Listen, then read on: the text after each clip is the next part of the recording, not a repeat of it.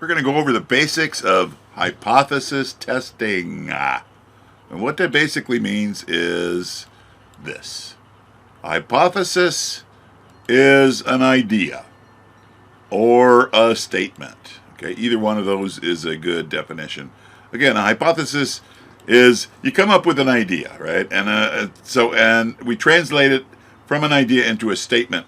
Now, all statements, mathematically speaking, are either true or false. Say that again. All statements are either true or false, in mathematics anyway. And from there, what our goal for hypothesis testing is, we're trying to prove if a hypothesis is true or false. Got it? Hypothesis testing, we're trying to see if it's true or false. These are the only two possibilities, right? It's either true or false. It has to be one or the other.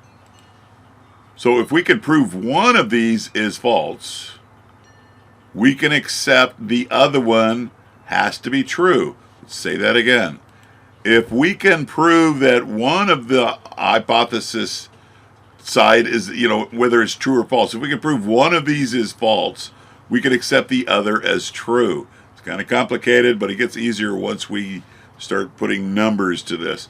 Again, prove one option false, the other one has to be true. This is what we call proof by falsification. It is used a lot in mathematical proofs. This is how it is applied in statistics. Okay, the null hypothesis is a statement, right? Remember, a statement is either true or false.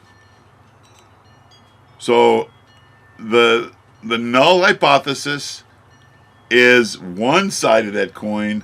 The alternative hypothesis is the other side of that coin. So the null hypothesis could be true. So if that was the case, the alternative would be false. And then vice versa. The null hypothesis could be false. Therefore, the alternative hypothesis has to be true. So our whole goal in life is to shoot down the null hypothesis. In other words, we try with numbers, statistics, to show that the null hypothesis is not accurate, is not true.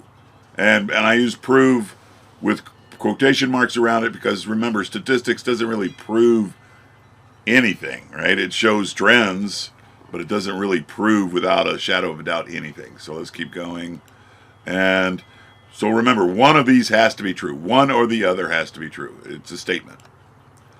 So, is the null true? Maybe. Is the null false? Maybe. If the null is false, that's when we get the small p-values on the calculated. We reject the null because it's false, and we accept the alternative as true. So if the null has proven to be false, then the alternative has to be true. Over and over again. It gets kind of boring, I know, and I apologize, but let's keep going. Again, this is called proof by falsification. So let's talk about the null hypothesis in statistics. The null hypothesis in statistics, they're basically saying all the same thing. The word null literally means not or nothing. I believe it's a Swedish word, could be Norwegian. It's up there somewhere where the Vikings used to control the world.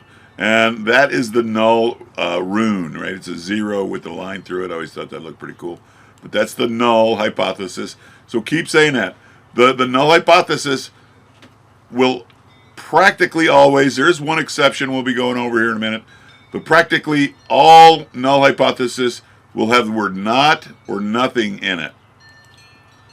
Keep saying that. Null hypothesis will have the word not or nothing. And example, the difference between two group means is nothing. That's the null hypothesis. Another way to say that exact same thing is there is not a difference between two group means. That is the null hypothesis. And significant should be in there, but I'm dropping that word just for this video. Okay. Null hypothesis on the difference between three group means is there is not a significant difference between three group means. That's a null. Or the difference between three group means is nothing. That's the null. You could have 10 group means. You got it?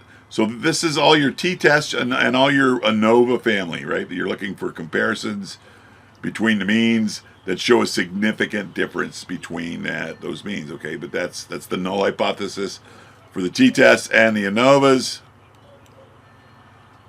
Now switching over to the correlations and regression, the relationship between two variables, you would say, the null would say, there is not a relationship between two variables, or the relationship between two variables is nothing, or you could have three variables, right, moving into the regression world, right? There is not a relationship between three variables. These are all null hypotheses, and the alternative to all of these is there is, right?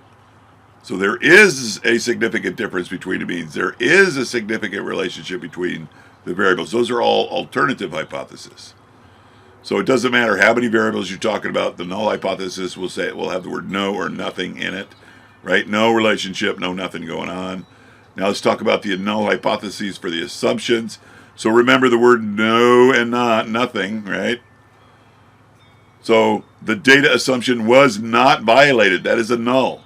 So when you're checking these assumptions like normality or homogeneous variance or any of the other dozens of different assumptions, if that p-value is less than 0.05, that means you get to reject this null. So for the assumptions, if the p-value allows you to reject the null, that means that the data did violate the assumption. So that's kind of different, okay? There's one exception to this not or nothing rule. Just one. I got to throw it in there because it confuses everybody. It used to confuse me, but not anymore. It's the one-sample t-test. So the null hypothesis for a one-sample t-test looks like this, right? That's the null symbol, hypothesis null, such that that's the population mean equals some number, right? It just equals some number, right? It could be 14, it could be negative 2.5, whatever it is. This is a null statement. So, but again, this is the only example where the word not or nothing is not used in the null hypothesis. And that's basically it in a nutshell. I kind of hope it helps. MGZ, out.